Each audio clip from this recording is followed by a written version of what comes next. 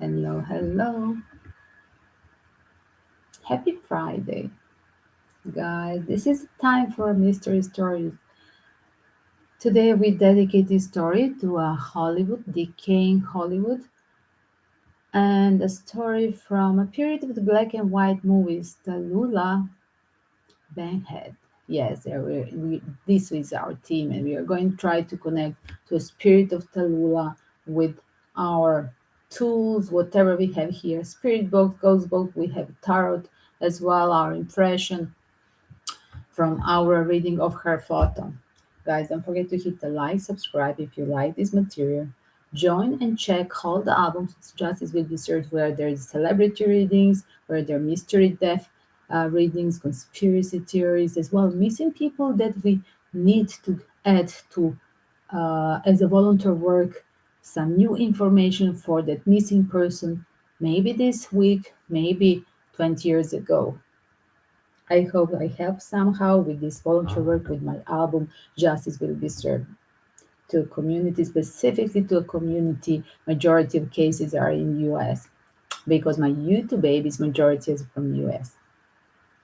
Did I put a beautiful photo of Tallulah? So magnificent. And some people they would mix it. Rather first time just having a glance on a photo, they would say, is this a Greta Garbo? No, no, no, this is Tallulah, guys. Yes, that's the surprise. So many people they never heard of Tallulah. She was in between, eventually in between US and originally American, but then working in having a good karma work with her career as an actress in UK, and that's why we haven't heard of her because usually the black and white movies we are literally focused on the Hollywood epocha, like literally. One second, let me share. You're welcome to share as well. I'm going to tweet. Just bear with me, guys. Let's tweet it. Still the free card for the new members at the end. Of course, a giveaway, daily giveaway as well. Still, you can pre-order the PayPal questions if we have time by PayPal donation on total sale. Tarot questions during the live stream will be answered, but on total sale, different prices than in the private trading. Hashtag live. Let me hashtag live as well. Live as well. PayPal sale. As well, Tallulah Bankhead as well.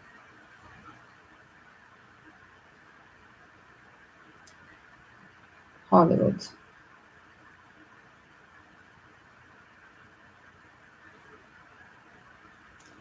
Here it is, shared. Let's see. What is about this story so intriguing? Like I said, Tallulah was, it's very interesting that first of all, she was from US, but her karma in working towards success, being an actress, was not really a cool idea to do it in US. Somehow that was her astronaut. Her good luck was somehow being in Europe. It's interesting. As a guest actress, she make a success being in UK, I do believe. Let me read for you for a start. We always have in intro a little bit of story of her life. Right.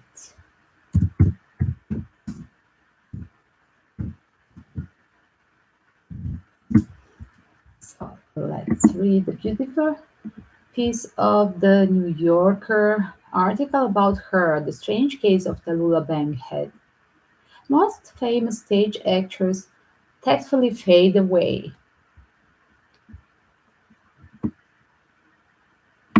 Who today is interested in catching corner that First Lady of American theater, or that other First Lady Helen Hayes, or that first among first Ethel Barrymore?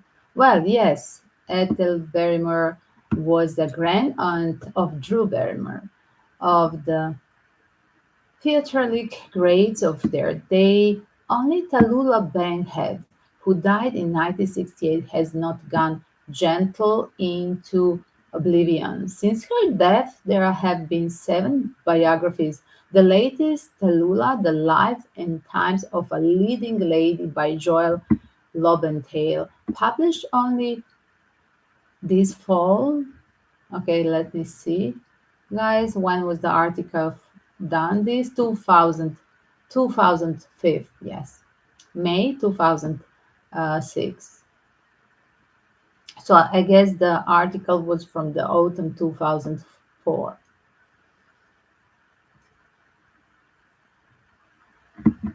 Tallulah, The Life and Times of a Leading Lady by Joel Lobenthal, and her own book, Tallulah, the number five nonfiction bestseller in 1952. Number one was the Revised Standard Version of the Bible. Whitaker Chambers' Witness was number nine. Is recently back in print. Not many people remember Tallulah's stage performance, and almost nobody see her few movies yet. Here she is again hectoring, demanding attention, catastrophically self-destructive, a star more than an actress, a personality more than a star, a celebrity before the phenomenon of celebrity had been identified.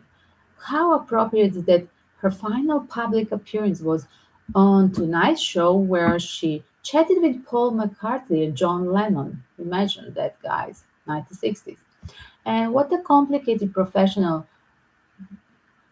trajectory that suggests, given that her first real success was in London 1923, 40 years before the Beatles, was opposite Sir Gerald de Maurier, then the British theatre leading matinee idol. Daddy, his daughter Daphne explained the first time she encountered Tallulah, "That's the most beautiful girl I have ever seen in my life." Tallulah, with her signature darling instead of darling, darling, and her notorious peccadillos and her endlessly caricatured baritonal gurgle of a voice that the actor-writer Emily Williams said was tipped as deep in sex as the human voice can go without drowning. It would be easy to dismiss as a joke if she hadn't also been a woman of outsized capacity, as it is the story of her life reaches beyond gossip and approaches tragedy. Tragedy, in fact, tracks at the beginning. Her 21-year-old mother, the most beautiful thing that ever lived, died of complication following Tallulah's birth, leaving her father Will so grief-stricken that he collapses in a pattern of alcoholism, self-pity, and absence which latest lasted for 4 years. Pardon. The Bankhead family of Alabama weren't rich, but they were aristocracy. Will Bankhead, father and brother, were both United States senators, and the motherless Tallulah and her sister Eugenia were reared by their grandparents and aunt with strict guidance which they ignored and a strong sense of privilege which they indulged. Once Will pulled himself together, he went on to become a successful politician, ending as a much admired Speaker of the House under Roosevelt. Interesting. Tallulah, in turn, was a lifelong passionate Democrat and took credit, some of it deserved, for helping elect both Truman and Kennedy.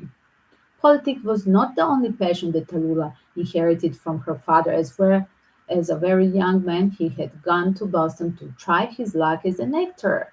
So yes, you see, there was an art form already that she was in her genes from the father's side.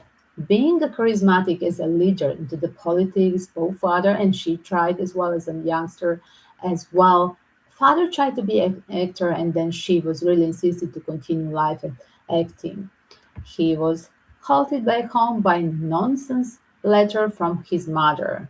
Interesting. So the father literally gone from that profession of actor because he was, I guess, a deep guy who literally had their alerted mother's letter and he returned back home to Alabama from Boston, career of a freelance young freshman actor.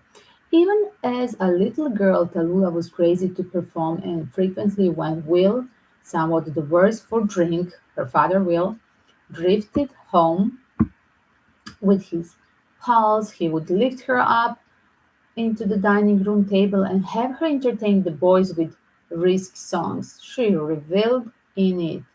A plump child with the startling gold hair, Tallulah was an exhibitionist from the beginning as a child.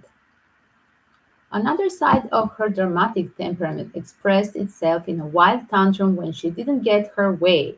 To deny me anything only inflames my desire. She would throw herself down, beat the floor, grow purple in the face, scream bloody murder. Her sister would hide in the closet, but her common sense grandmother simply flung a bucket of water in her face.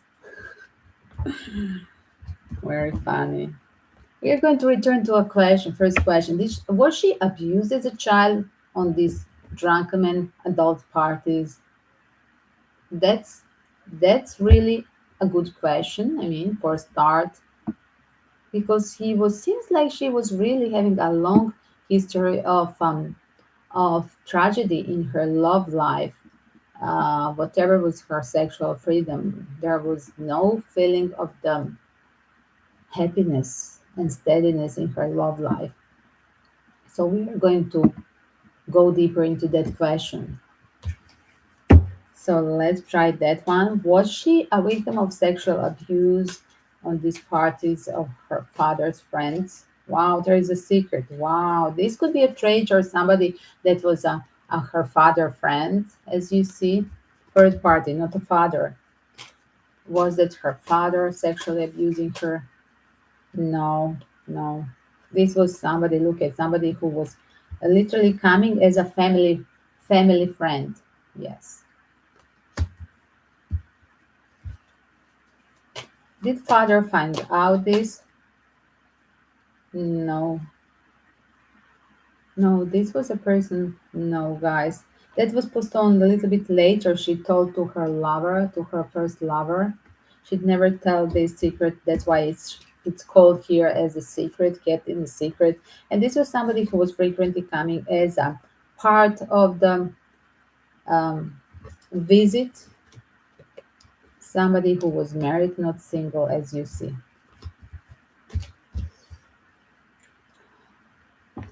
There were attempts at a conventional education for Bankhead girls. Eugenia eloped in her debut year with the boy she had met that day. As for Tallulah, at 15, she convinced her family that she was born to be an actress, and her senatorial grandfather staked her to an assault on a Broadway. Chaperoned by her aunt Louise, she found herself living at the Algonquin Hotel in its early palmy days. I get golden age for that hotel, and there she encountered the great and the near great of the theater profession, including John Barrymore, who true to form tried to seduce her in her dressing room. Oh my god. She had no schooling as an actress and she lacked discipline, but she had vivid charm and looks, and she was absolutely determined to prevail. I was consumed by the fever to be a famous, even infamous. So here it is another question. So he tried to seduce her. John Barrymore, did he really rape her? John Barrymore, did he rape Tallulah Bankhead? Wow. Again, I have here literally she was strong. He tried, as you see, manipulation here. She was surprised that he was her colleague, like stabbed in the back, like she didn't expect this. He tried to manifest, but as well, she was so strong. Like literally, she was literally strong enough to say no to him. Because guys, sometimes women are weak, just being afraid because this is a colleague, this is a famous same famous actor, to deny him that as well, calculating will that damage my career if they hear that I was almost raped from him, and as will this totally damage my career, should I not make a scandal? A lot of things are happening when there is a seduction in the office, and specifically there in 1920s, when women are so that was so chauvinist society. And did it ever change? No, never, guys. And in Hollywood or theater, life never changed because women are still submissive, still being a victim, and even the young man being a victim of the pedagogy.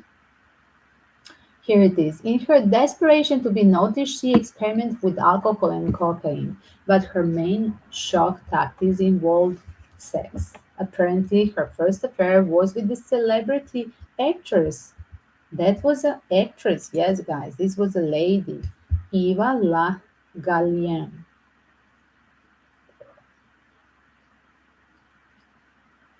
Eva, or let's pronounce it French, Eva La Gallienne, 3 years her senior, but almost she liked to boast about her irregular love life.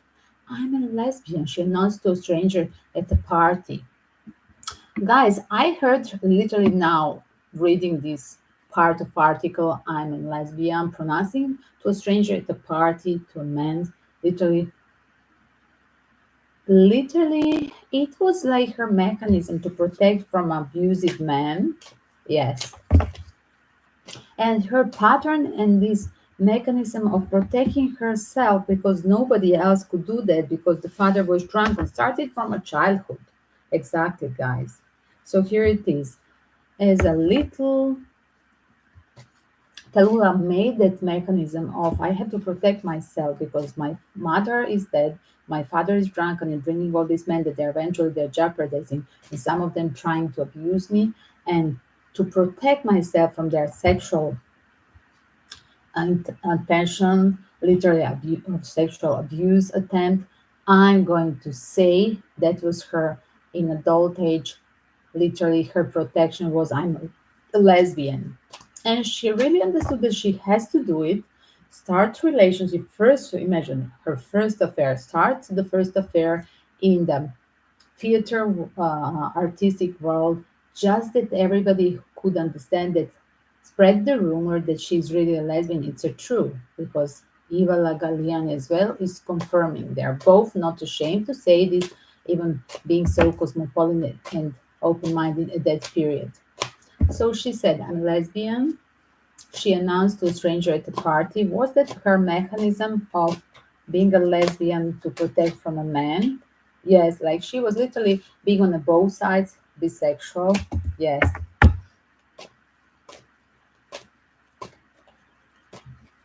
yes, and it's true. Yes, she was bisexual. Ace of Swords, Two of Cups. Yes, bisexual.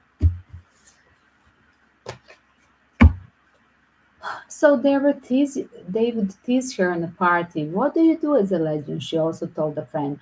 I could never become a lesbian because they have no sense of humor. So you see, she was just jongling, playing with these words. Was she really lesbian? Was just playing this game, just spreading the rumors? Was it just a rumor? This was just her soulmate, Eva.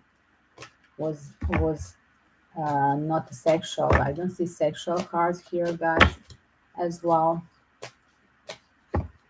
Was she really lesbian? No, these were just friends, as you see. No, she was just friending. Like I said, I felt it's just mechanism. It's a lie. So yes, she was not a lesbian guy. She would just have a friends. They would both protect each other, just to protect from a predator male in their industry, from the colleagues, producers, directors, right at the theater or movies. Yes, definitely. They were just a good friends, as you see. Three of Cups and Four of Wands. I think that as well she was sharing it with some of them is that with Eva, she would share as well the house. And that was a cool opportunity. Seems like, okay, at this moment, I can protect myself by from sexual abuse of the colleagues in this movie industry as well. I can save money by staying at her house as well, like sharing the house, like being a roommate. Perhaps she found later woman friends like Billie Holiday. You see, guys, it's continued that like soul bond with another woman back in this on the stage. Billie Holiday was funnier than Le Gallien. On the whole, though her taste was for men, as I said, yes, she was just faking being a lesbian. Her taste was for men, but she never trusted. And early on, she met the man she undoubtedly cared for longest and most deeply. Allington Napier, nicknamed Naps, George Henry Starr Allington, the third Allington Baron, who was, in the words of Lee Israel, her most prospective biographer, a soft-spoken, blonde, tubercular, well-cultivated bisexual with sensual, meaty lips, a distant antique charm, a history of mysterious disappearance, and a strike of cruelty. Wow. Tallulah was generally out of funds, literally depending from meals and running out of the bills, and she leaned on this friendship with this baron. As well, there were the bills, literally a pile of bills from her hotel. Remember, she was staying in Algonquin Hotel, whose long-suffering owner Frank Case announced at one point, "I can either run this hotel or look after Tallulah Bankhead. I can't do both." It seems she was really having a big debt, a big pile of the bills in this hotel. Although she was slowly progressing from walk-on and small part to lead in undistinguished place after some 5 years in New York, the big breakthrough hadn't come, and she was frustrated, anxious, and broke. As well, she lived. I guess she had to leave the hotel, plus that thing, and then the failure in the career. There was no money, the bills from a hotel, the family stopped supporting. When the chance came to play opposite Du Maurier, but in London, she leaped at what she saw as an opportunity to conquer the West End. Hadn't a fashionable astrologer told her that her future lays across the Atlantic? Go if you have to swim. She said, just go, even if there is no boat, if there is no Titanic, go and swim. The play was called The Dancers, and she was Maxine, a Canadian saloon dancer who eventually marries Tony the bartender, who turns out to be the Earl of Chivalry. With her glorious hair, unique voice, accent, her unrestrained dancing, and cartwheeling during her English guys, she cartwheeled but never the script aloud, and sometimes when it didn't, indeed conquer the she did indeed conquer the West End. So yes, her destiny was her career was meant to be in UK. So let's repeat this question. Was that astrologer who told her that her future lays across the Atlantic right? Totally. Wow. First of all, seems like there's that somehow unconditional love and protection that she was getting from the people back in UK. Seems so. She was as well penniless, as well. Um, Somehow her free spirit, Seven of Wands, could be at that period in the Puritan US was still not um, welcomed, right? So she literally her spirit was welcomed and supported with this protector person, as you see, Mecena protector male, to sign the contract. Yes, in the road. Yes, that's the truth. So yes, this astrologer was not joking, as you see reverse. Throughout the 10-month run of the dancer, a group of rabid young women gathered nightly up in the gallery to express their love for their heroine by screaming, stomping, throwing flowers. Wow, she became diva, Tallulah Bankhead. Within 3 years, she had attracted the most loyal following in London. Observing this phenomenon, Arnold Bennett noted, "Ordinary stars get hands. If Tallulah gets a hand, it is not heard. What is heard is a terrific, wild, passionate, hysterical roar and shriek. Only the phrase of the psalmist can describe it. God is gone with the shout. She informed a reporter from New York over here. They like me. They like me to Tallulah, dance and sing and romp and fluff my hair and play reckless parts. She had become a verb. Tallulah, she became a verb. Imagine. So nice. Nice expression, right? So famous that her name became a verb. During her London years, Tallulah appeared in 16 plays ranging from outright junk, Conchita, Creaking Chair, Mad and Trickle to the Pulitzer Prize winning They Knew What They Wanted. She missed playing Sadie Thompson in Somerset Mugman Rain when Mugam nixed her at the last minute, making her so despondent that she thought she would give suicide a try. And according to Lobenthal, swallowed 20 aspirin, scribbled a suicide note.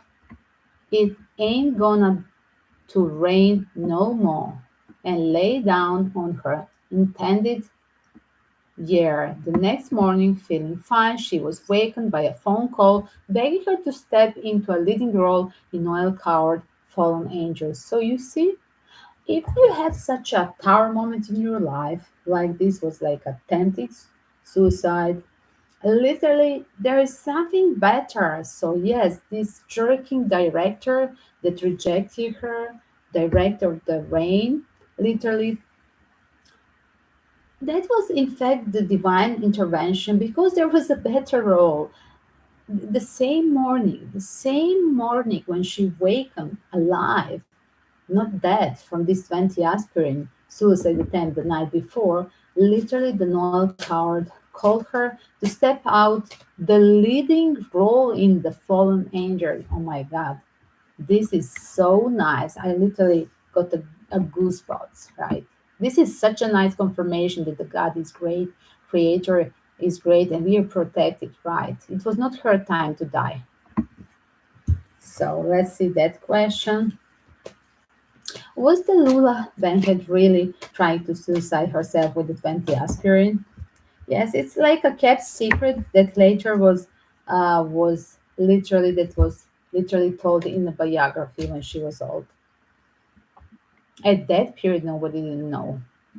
Her life in London was hardly restricted to work. She was as famous for shenanigans offstage as for her flamboyant performance. In her autobiography, she confined, have I darkly hinted that for 8 years I cut a great sweat in London? Well, I damned well did, and it was all a spur to my ego, electrifying. Wow, remember that song, guys?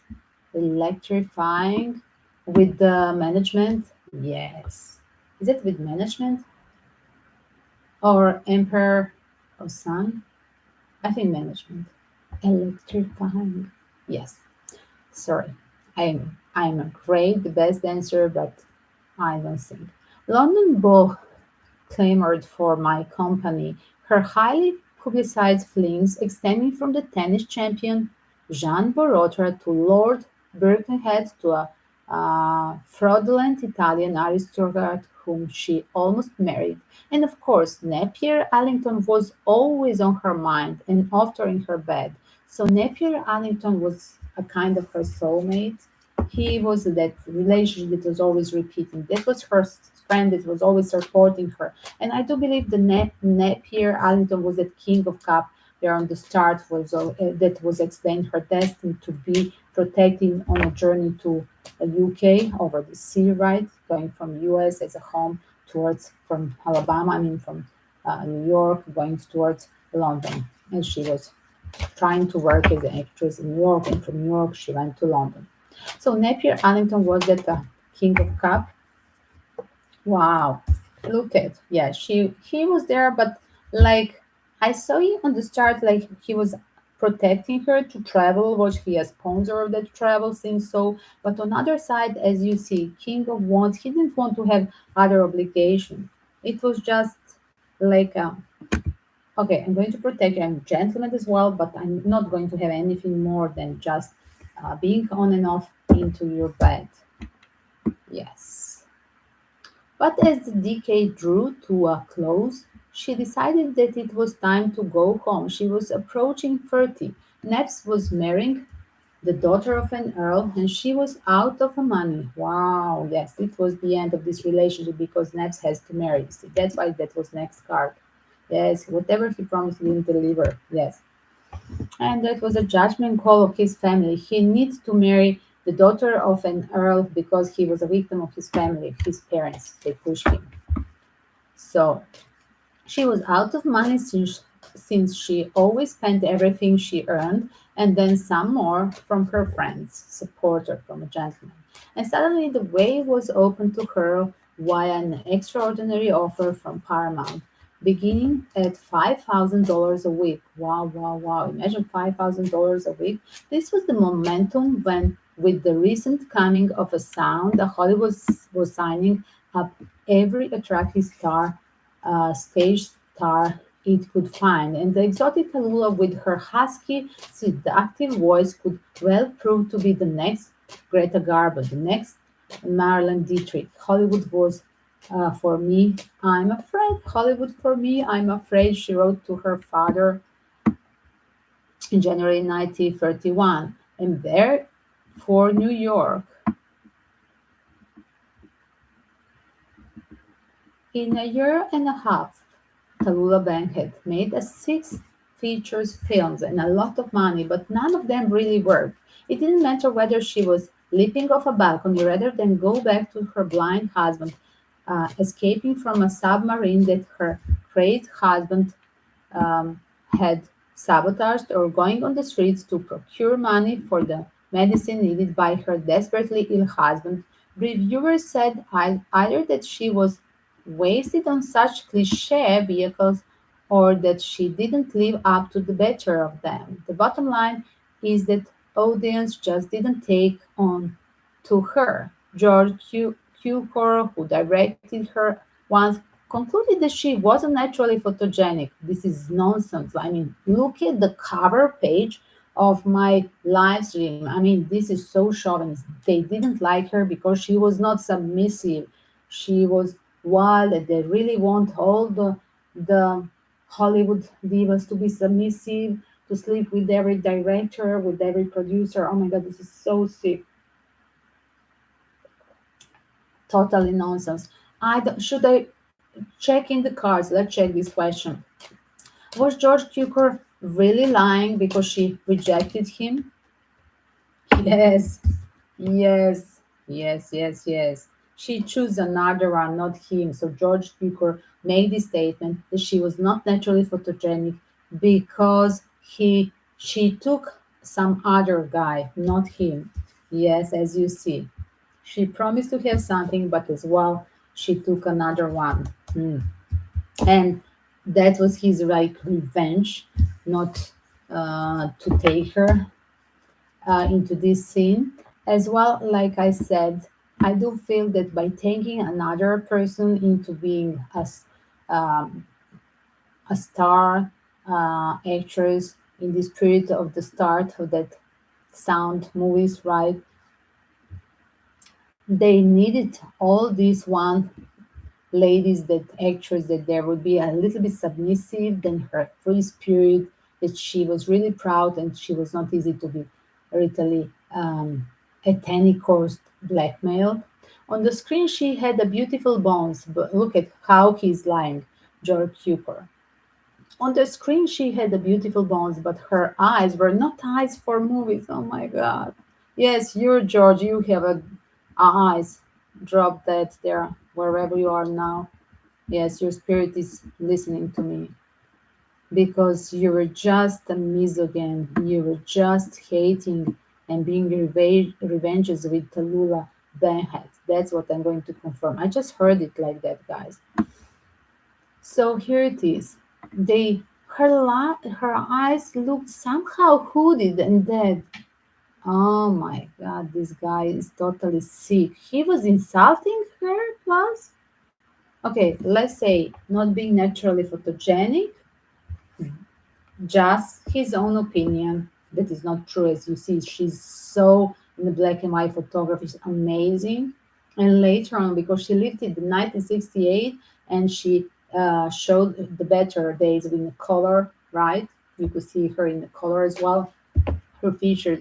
Guys, once beautiful woman, she stays beautiful even as a grandmother. Yes, that's hardly happening to George Cooper with this evil trolling spirit. For sure, he was not photogenic as a grandpapa, if he ever made it. After abusing other ladies in the industry. Terrible. I just heard that. Did he had a heart attack, George Cukor, while he was sexually abusing some other actress? For sure. Yes, look at he has addiction. Yes, this guy was really a Luciferian, George Cukor. So yes, that statement is not true. The reality was that she was the first and always a creature of the stage, and everything around her like would collapse because she was so charismatic. And then the rest of the stage, they lose the story, the rest of the actors, because everything was so over dramatical on her.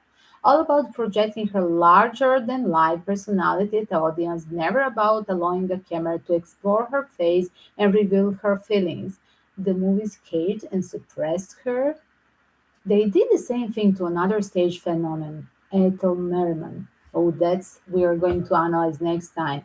Ethel Merman, you're the next one. Guest superstar in my show. Betty Davis, who clearly had benefited from study, her speech patterns and vocal mannerism burned up the screen. Tallulah doused it. She did, however, have fun in Hollywood, what with her roles, her suntan, and her non-stop parties.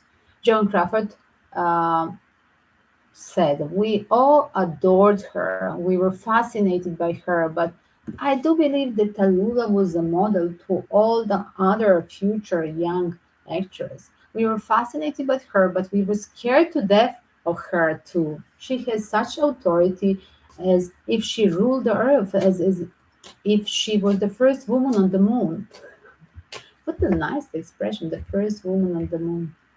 There was the usual sexual escapades, including encounter with Johnny the Tarzan. Remember Johnny Weissmiller, Tarzan, the first Tarzan, in the garden of Allah pool, about which she reported that she had been a very satisfied Jane. Oh my God. But was she really a Jane or was just flirting around, showing off that she was sleeping with the Johnny Weissmiller, the Tarzan at that period? Yes, and she was playing the role of Jane, being intimate with him. Did she really sleep with Johnny Weissmiller? Yes, it's true. Yes, pure tactic. This was a pure tactic to have a um, celebrity actor, just to draw attention. That was her move, because this was just a sexual bond, but for strategy to show off to, like she liked it to be scandals, to seek attention of the paparazzo, of the journalists. Yet the biggest scandal she created was a remark she tossed off in an interview. "I haven't had affair for 6 months. Too long. I want a man." Oh my God.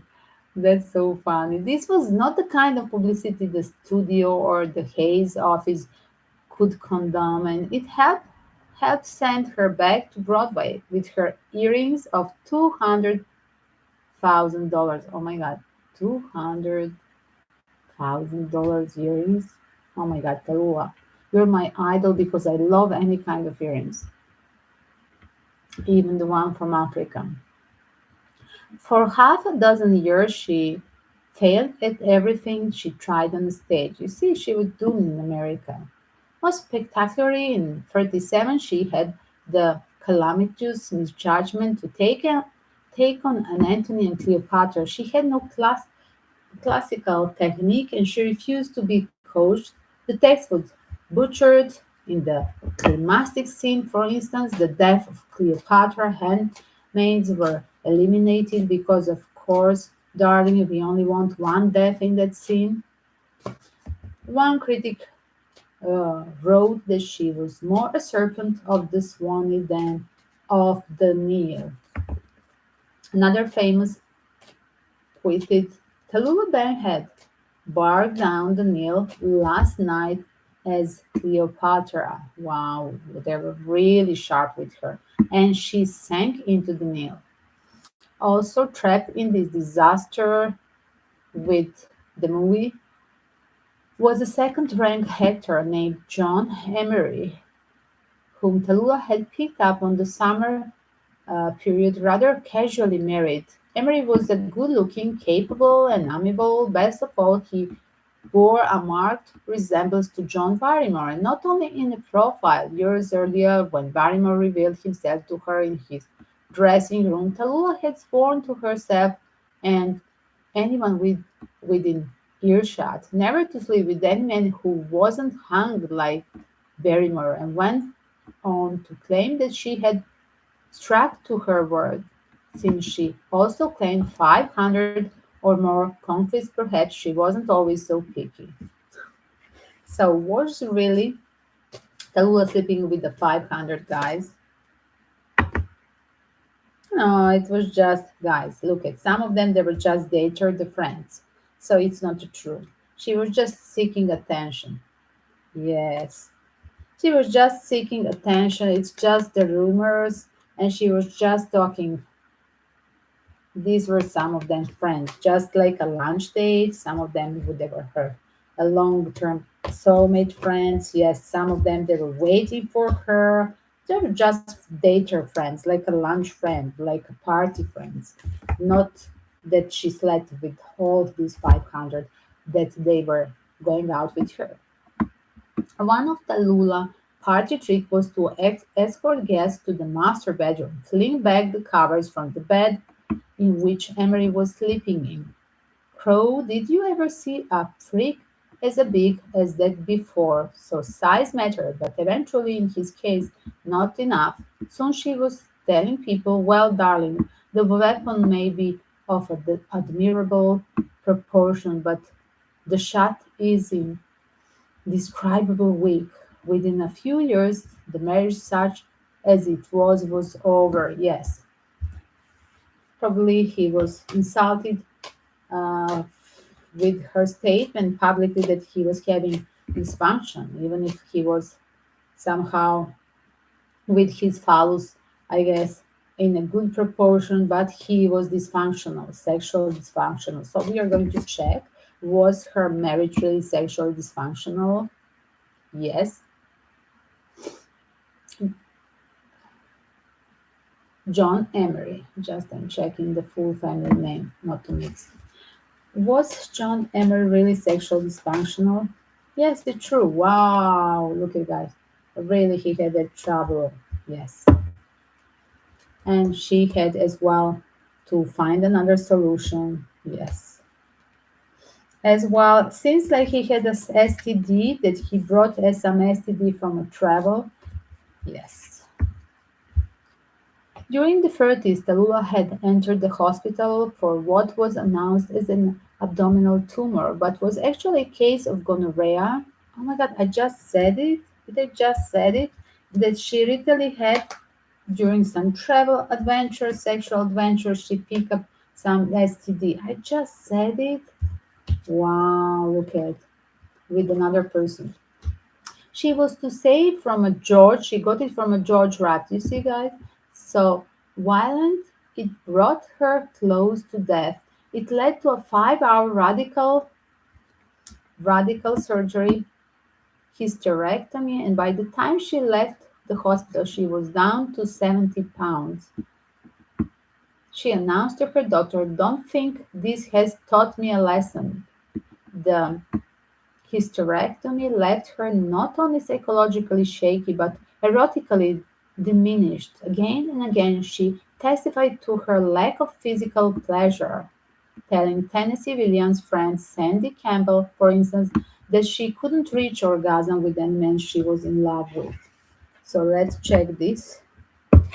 These are really private questions, guys. Anyway, this is not for children, right? The live stream, I confirmed, I pressed that one, not for children. So here it is, guys. Was Tallulah having the orgasm before this surgery? Hmm. Guys, seems like it's more like a nerve-wracking situation just to please. She would apologize, but it was like her being a nerve-wracking, not at ease to say to a man or person with whom she's in bed that she's not happy with them. So she would be playing a diplomatic role, being undecided, and like apologetic manners, and keeping the friends. And to keep them a friends, she would literally do not tell to anybody. I do not see here sexual cards that you see, so probably she was always faking the orgasm, but she was having a good fun, being a friend with them, just wandering and having these parties or sleepover, pajama party with these ladies. I always see the friends card. I don't see sexual cards here. So yes, I do believe that she was just talking too much about this. Like some, she had that potential. I just heard like some men, they just like to talk about it, but eventually they're not experiencing it. Yes, that's true. She had that kind of hormones inside, the urge to talk about this, but eventually she wouldn't perform it like it was like a hunter's talk, like when the grandparents they talk, the boys they get old, the Muppets I said, and they're talking like I slept with this lady when she was young, when I was young, I slept with this one. They talk nonsense, right? Then they get senile and they start to talk as well. Oh, now I'm sleeping with this neighbor, and that neighbor is like 20 years, and this guy is 100 years old. Right, crazy. Who would find that serious? Nobody. So, Louise Brooks reported to Kenneth Tynan. I always guessed that she wasn't as interested in bed as everyone thought. Wow. What a sharp one. That's what I just said. I think that she was just a she was so super funny before getting into the intimacy. That's what I called here. Apparently, Taylor cared more about the act of conquest than about the sexual act. Exactly. That's what I just said. Wow, everything confirming what I said. It's coming like next few pages, next few sentences after. So I think that at this moment I'm really channeling good. I really connected to her spirit, and this was a very nice. Thank you, Tallulah, being with me, supporting me to have this statement just before few minutes before it's going the text, and I never read this text before. I just saw a nice name and I just follow my intuition to open this. I like the name of the title of this text as well. Thank you, the tarot support. Tallulah is talking as well through the tarot and through my literally channeling. Another aspect of her pathology was her unrestrained exhibitionist. Yes, I do believe that she was exhibitionist. She was famous for throwing off her clothes at parties, but this was a pattern, guys. Don't forget that literally her father would put her in pedestal on the dining table on these drunken men parties, and literally this was she was taught to be to seek attention of her only parent then. Wow.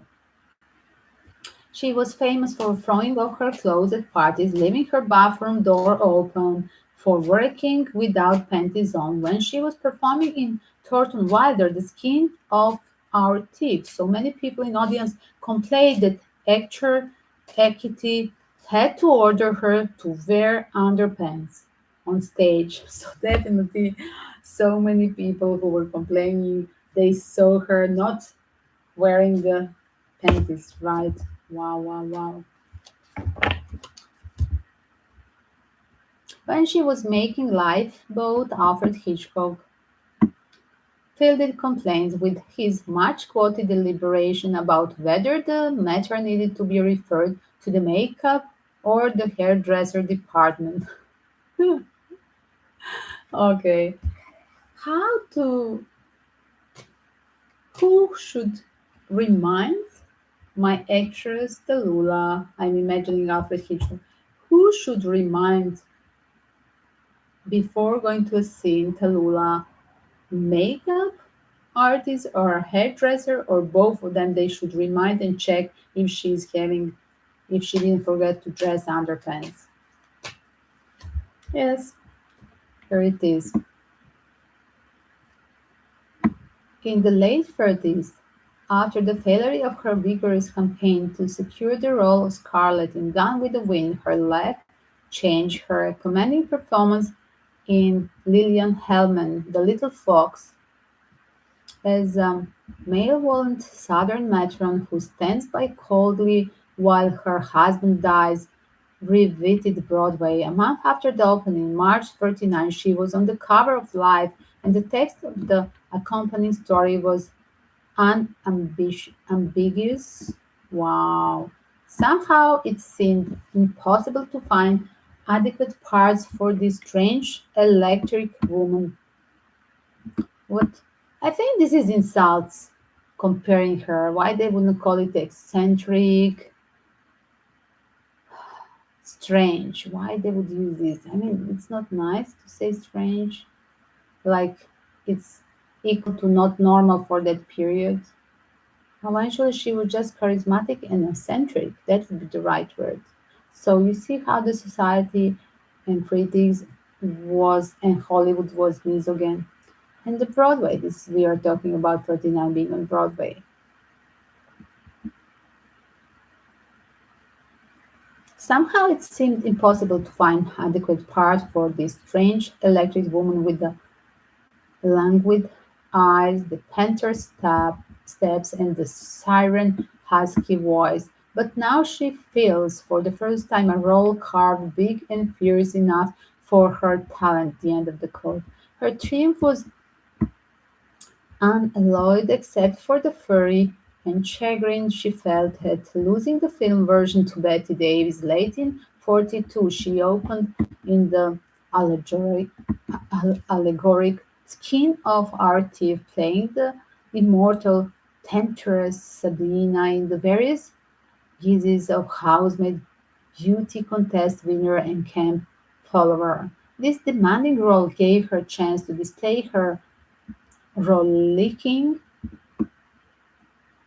humor and her allure and gave her a second Broadway triumph. Soon she was playing a famous journalist in the claustrophobic wartime drama Lifeboat.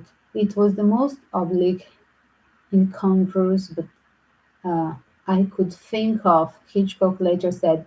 Isn't a lifeboat in the middle of the Atlantic the last place one would expect Tallulah?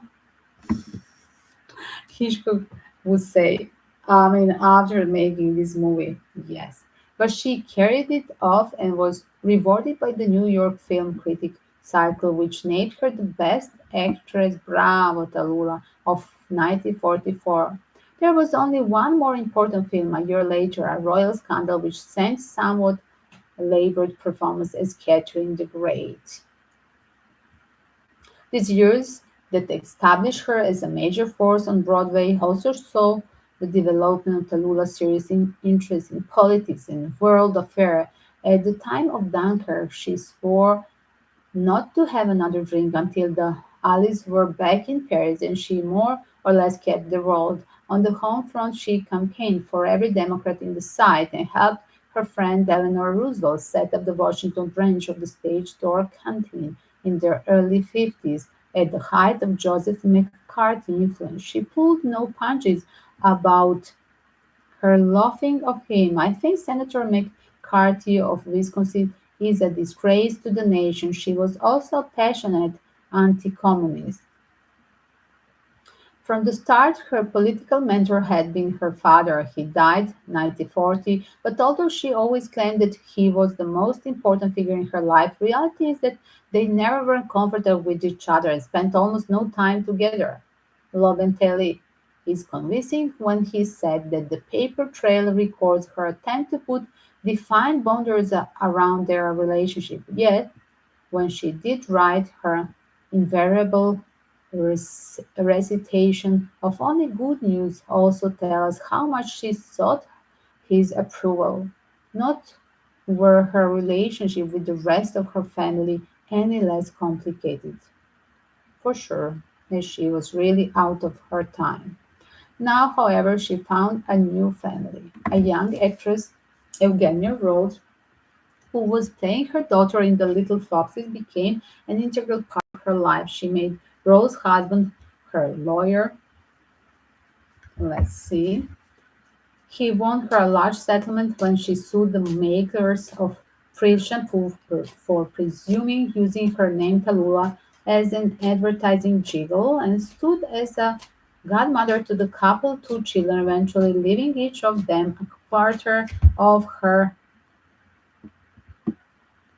estate. In an affecting book, Rose demonstrated that she both loved and understood the older woman.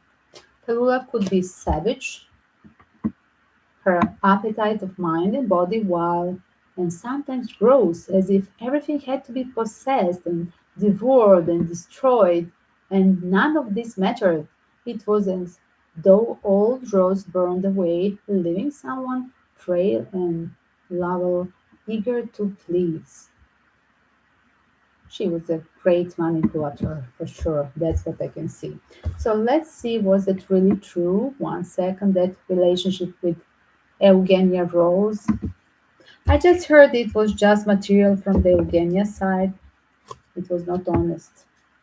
Was Eugenia Rose really honest with her friend Tallulah? No, this was just under the contract, as you see, guys. Yes, she was just waiting to inherit it her. Yes, was just flirting, as well materially greedy. Yes. Was Tallulah really in love with Eugenia Rose? She found her like being a part of family, yes, because she didn't have her family. She just adopted her and her husband and her children. That's why she left a quarter of her estate to each of her two children. Amazing. Like she was a grandmother. So, in an affecting book, Rose demonstrates that she both loved and understand the older woman, like we said, already quoted. Again, uh, again, I just heard, wow, did Eugenia killed her? Wow, wow, wow, look at, wow, wow, wow, there is a man, her husband. Wow, who had a strategy, literally. Her husband had a strategy to remove her. Wow. Could be. Well, because two times I see every time I ask about honestly of the friendship from Eugenia's side and then from Tallulah's side towards Eugenia, I get the card at the end, the last card is world, like the end of the cycle. After that contract is the end of the cycle. Let's finish her. Okay, now we have a document about what we will inherit after she dies. So let's finish her now. So I think that she was disappointed because she understood as well that the lawyer make pure strategy, push her more than once, like two times. Like he was doing something like using her signature for a second time, doing addition in her statements. That's what I heard.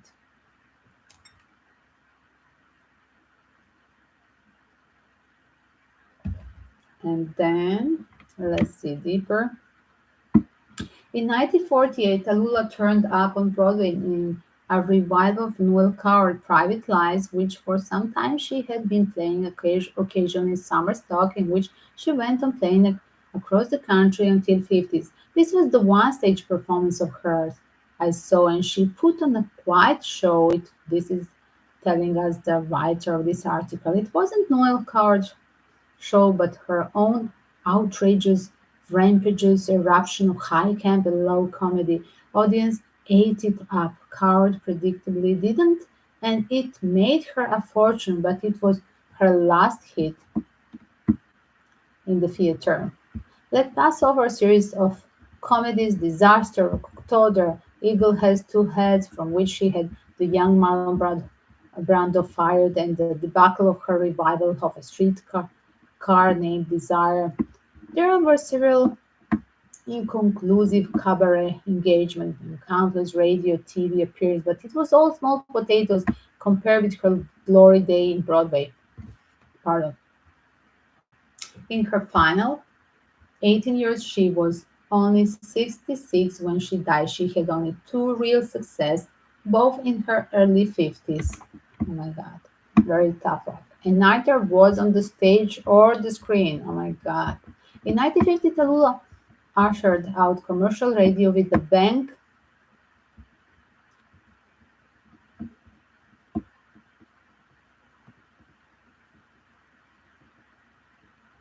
One second, guys. With the bank as the MC of a weekly hour-and-a-half extravaganza called The Big Show. To everybody's surprise, including her own, it not only was hailed by critics as the potential savior of radio, but it was an immediately hit. A friend of mine said it awakened his sequin gene. Listening to air checks of the Big Show today is like slipping through a crack in the time. Ether Merman is plugging Call Me Madam and trading insults with Lou beloved Jimmy Durante is making a hash of his lines. Groucho Marx is singing some enchanted evenings with a Yiddish accent. Bob Hope is cracking Jack Benny jokes. Tallulah is cracking Bette Davis jokes when she isn't reciting Dorothy Parker monologues. You rise to her generosity, her sense of fun, her self deprecation, her jiggles, and her unerring timing. This was a deserved but short-lived success as radio inevitably lost out to television. Oh my God, I cannot say this, but I just remember as a kid I loved to have it was like a Friday evening, Friday, Saturday, and Sunday, like weekend days. Exactly at midnight, it would start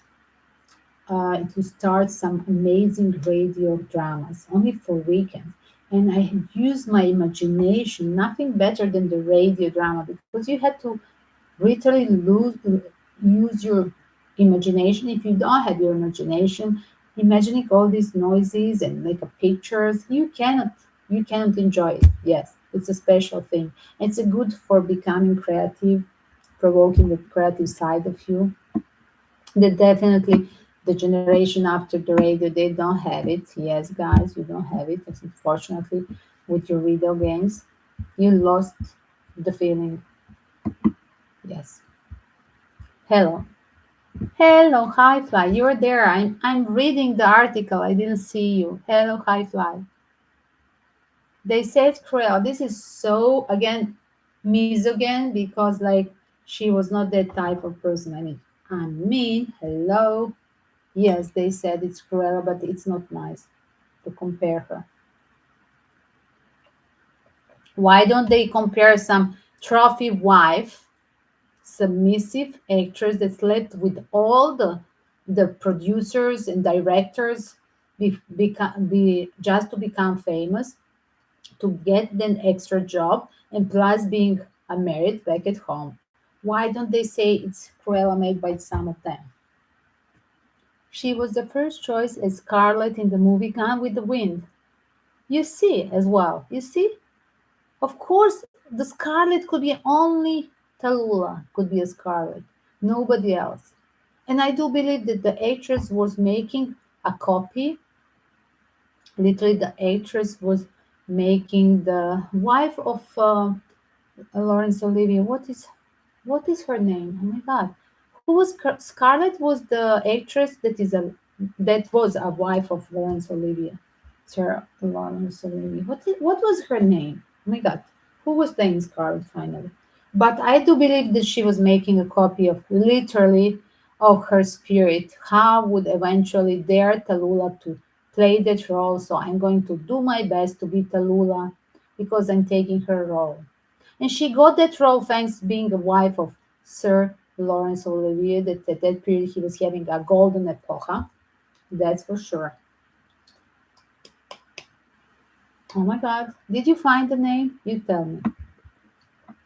So, you know what is shocking? Because first of all, she was just playing with this being exhibitionist from a childhood when her father put her on this pedestal with these drunken men bringing them home after the like after hours for extra drinks parties, and he would put her as a child with this golden hair, and she was uh, born artist. Literally, she would play there like I was playing ballet. I just remember I was literally playing ballet for the same thing at the same age, and my parents were proud to show this when their friends they would come. But okay, nobody was drinking at home. That's the thing. But this was the drunken period, and she used to have that kind. I literally went under her skin, and I literally understand that she was having tried of sexual abuse over her when she was kid on these parties, and her father didn't know this, and this was a trusted friend of the family that was there coming as a married guy. And as well, this mechanism to be still exhibitionist, but as well not to have sex, but to flirt with the sexiness. That's why she continued to have all this laugh and talking jokes like a man about everything sexy. I guess she heard this as a kid from this drunken man boys party at her home. She just heard that she picked up that vocabulary as well. I do believe that I checked in the cards, so going from the start and check it. It's very interesting. You have to see because during the reading article, I was as well asking the questions, and literally she was just pretending. Majority of the friends that she was dating, that she said I slept with the 500 people, they were not. It was not true. They were just her friends, and that literally she was put him on a stay on and just like a lunch date, like a party person, showing off always with a new person, just seeking attention of others. So many people always knew new friends. She was addicted of this because she couldn't seek the attention of her father. He was alcoholic as well. She couldn't find her mother. Her mother died when she was born, exactly on the baby delivery of Tallulah. So logically, her only diagnosis in this is that she was not a lesbian. We confirmed she was just faking, just to literally has a mechanism to protect her as a lesbian, like they won't bother me, because after being sexually, after John Barrymore tried to rape her, literally, she literally emerged in the first relationship with a woman, and she put that bag like, oh, I'm lesbian with this Ellie. What was her name? So this was her mechanism. Just let's pretend we are lesbian because then the men they won't bother us, the colleagues, the producers, the director, they will avoid us. And this was a really a good work, but because of that thing she lost, because she was rejecting the sexual offers, she lost the success. Again, once confirmed that you had to be putana, you had to be, I guess, public prostitute in Hollywood to get that role. Yes, unfortunately. So she was not, and I'm very proud of her life. I think that she was just playing with being shocking and eccentric.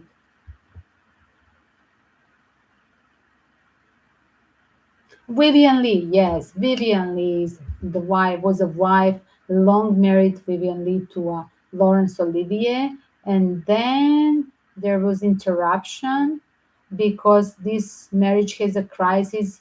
Who stepped in the marriage of Laurence Olivier and Vivian Lee? Who stepped into this? There was a crisis. Was Catherine Hepburn or who stepped into? Totally forgot. I was reading these articles like in a magazine my mother used to buy, and then every week would be a new edition of black and white Hollywood actress. Are they still alive or not? What they're doing then? How did they die? And things like that. Some of them they didn't finish like acting. They finished being. I remember one Hitchcock blondie. She finished being a waitress. Like she, after one movie, she didn't like Hollywood. She just stepped out. And that woman was decent. That's a moral decision. I do believe the time was not good because I see Tallulah being a good politician like her father and just flirting with the art. And eventually, I do see her if she was born these days, guys. Tallulah Bankhead would be literally on the top hierarchy in politics. That's for sure because we don't see any politician male that is potential in America. I don't know what's happening. Why they're bringing the idiots from all kind of parties. We see just in few good women potential. They're so dangerous. They're like furious and dangerous. Like you don't want them to order the bombing of some another country. Like remember the terrible Cruella syndrome with Hillary Clinton, right? So yes, I wish Tallulah was born now to lead some part. I really missed you, Tallulah, and I'm happy that I found her. First of all, I never read her story, and with you, I just read this story. So this was a very strange how she approached me. She literally approached me, her story, found her way, her spirit to contact me. And I really like this reading. And it took me to somewhere like she was literally opposite from the news that she was eventually like we once confirmed not a lesbian. And she was definitely not sleeping with 500 people. She was just having a lunch dates and showing off with these new friends all the time, and then paparazzo, they say, oh, tomorrow she's eating here with a new person, then the day after with this, that. No, this was just part of performance. She was exhibitionist and performer, yes. She just liked to shock and tease the people. She was daring. That's what she was. Agent provocateur. Yeah, that's what she was. And I'm going to call this widow agent provocateur for a wrong period in a wrong time. Tallulah Bankhead. We miss you, right? Nice name. Do you have another idea for next days?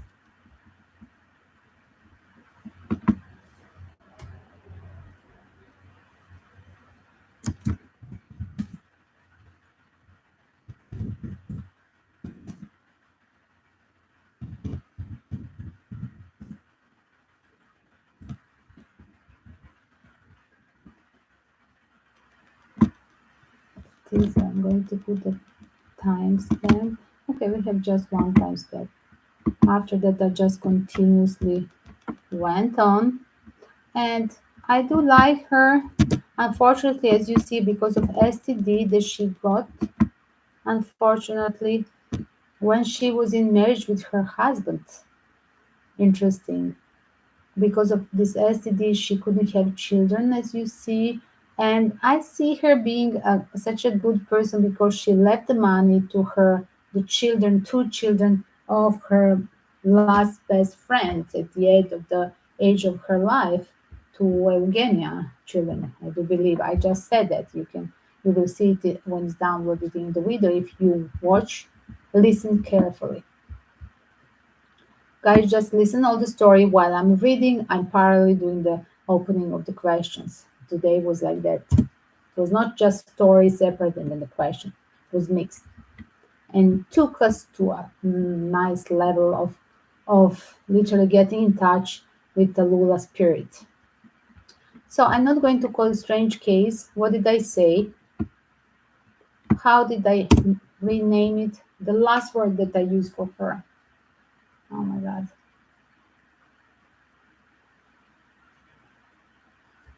Wrong time. What did I say?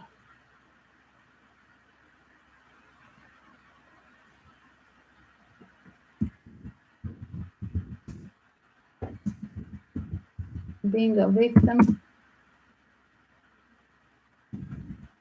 of Hollywood.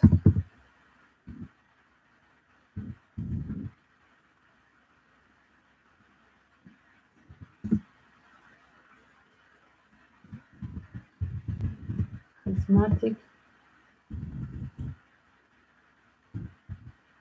charisma of Tallulah Bankhead.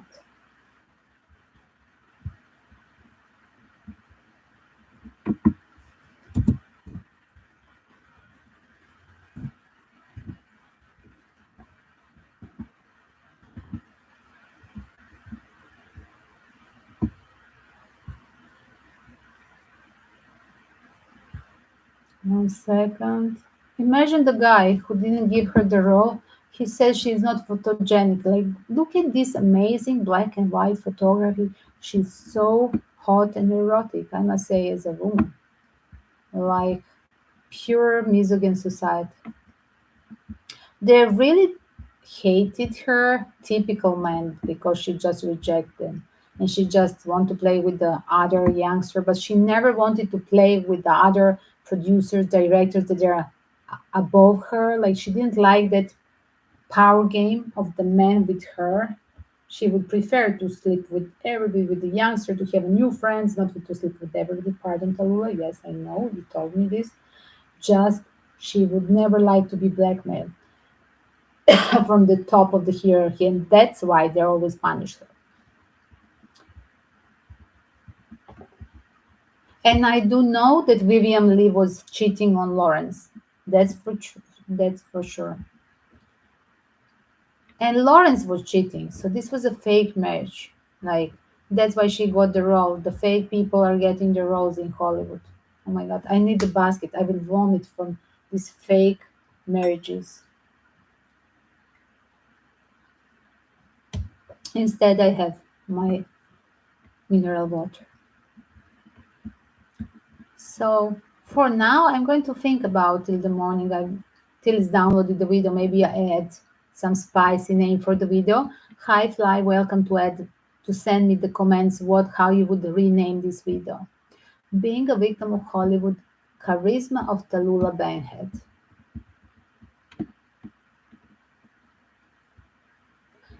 I don't know. It's not so intriguing the name now for the title. I changed it to this. We'll see. So this is a part of the Hollywood decaying stories, but it's added to album Justice Will Be Served.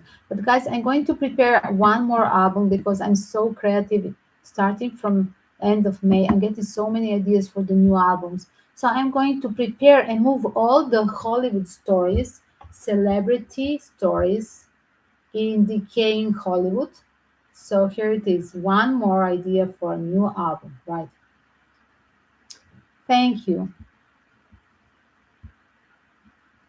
You have to go, but I done the Tracy time. I have done the first part, so you're welcome to read it there. It was last week. Yes, I think on Sunday. Yes, go and check the Tracy reading, and I done Isaac Cappy now during the week. Yes, you have even Isaac Cappy from his point. Yes, check that one. It's amazing that one as well to see the parallel because they were supposed to meet that day. They were in contact. Last year of Tracy's life, she was researching what Isaac Cappy told her. So guys, let's close this. Welcome new suggestion. Hi Fly.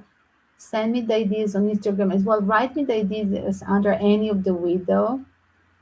Thank you for Tallulah reading. Very cool. Thank you for comments. Thank you for the compliments. Write this under the videos, guys, when it's downloaded. Don't forget.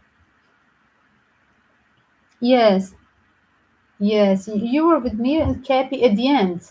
You wrote me the comment when I finished Isaac Cappy. Maybe you didn't have time to type it in a live stream. Yes. I saw your comments after exactly I closed the live stream. So Isaac Happy and then Tracy Diamond, guys, do check it. These are I'm guessing the last two readings on this Justice Will Be Served list. And send me any idea for this weekend that we can do one more tomorrow or Sunday. Yes. East Coast, I guess after 6 p.m. Kisses to all, guys. See you in a bit. Maybe we talk California time before midnight. Maybe we talk tomorrow in the morning. Yes, around 11 p.m. California time. That will be European morning time. California, in guys, like in yes, like in 6 hours from now. Maybe we have one more opening. See you soon. Kisses to all, and thank you in advance for supporting with PayPal donations. And Tallulah, we're with you, Bankhead. Tallulah, we really enjoyed your life. You're the legend.